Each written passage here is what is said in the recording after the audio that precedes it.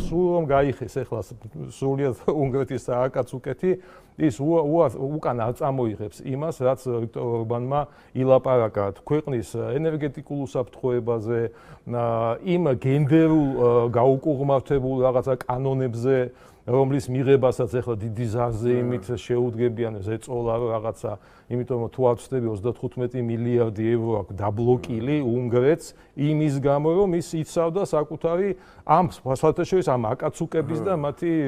უმცროსი დების და ძმების უფლებებს. აი 27 პირობა უკვე წაუყენეს. უკვე წაუყენე, ხო? მოდი რა. 27-დან შეიძლება ის 7 დათანხმდეს რაღაცას, მაგრამ ის 20 ვერ დათანხმდება, იმიტომ რომ ბავშვებისთვის სქესის შეცვლის რაღაცა სიგიჟე, ერთსქესიანი მიგრაციის ამბავს თუ დათანხმდება. მიგრაციის არ დათანხმდება 10 მაგას რა 10 მაგას არ დათანხმდება მე ხა 27-ზე ზეპირად არ ვიცი მაგრამ რაღაცას დათანხმდება რაღაცას არ დათანხმდება მაგრამ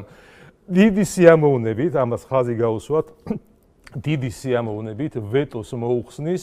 იმ უკრაინისთვის განკუთვნილ 90 მილიარდ ევროს რომლის გადახდაში ხო უნგრეთს ისედაც არ უნდა მიიღო მონაწილეობა ეს იყო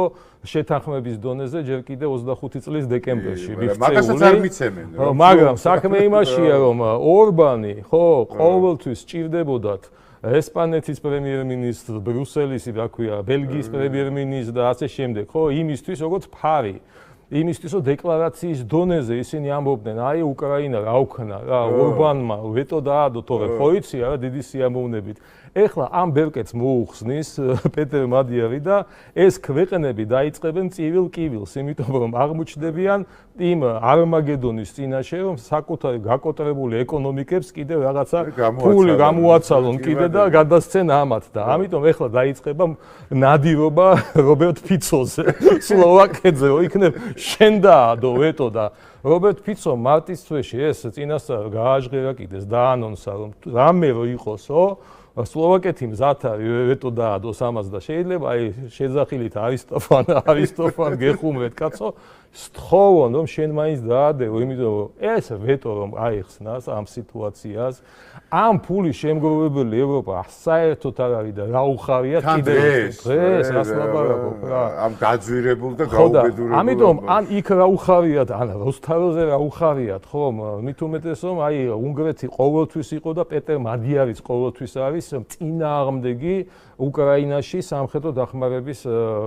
გაგრძელებისა რა წინააღმდეგია და არ ვიცი ესენი ჩამოყალიბდნენ რა ვის მხარეზე არიან უნგრეთის უკრაინის მხარეზე არიან ამ ომში რომლის ასე ვთქვათ გამარჯვება ფაქტიო დე ფაქტო რა პეტერ მადიარს არ უნდა და რომლის აგრესორი რუსეთის პრეზიდენტთან მოლაპარაკებებისთვის ემზადება რა ჩამოყალიბდნენ რას ელოდებიან რა გაზაფხული უნდა რა ზაფხული უნდა და უბრალოდ გითხარი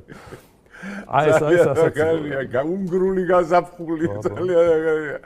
ქართული კი არა უნგრული გაზაფხული მეორე ვენესუელური გაზაფხული ნეპალური გაზაფხული და არაფერი ვაშველი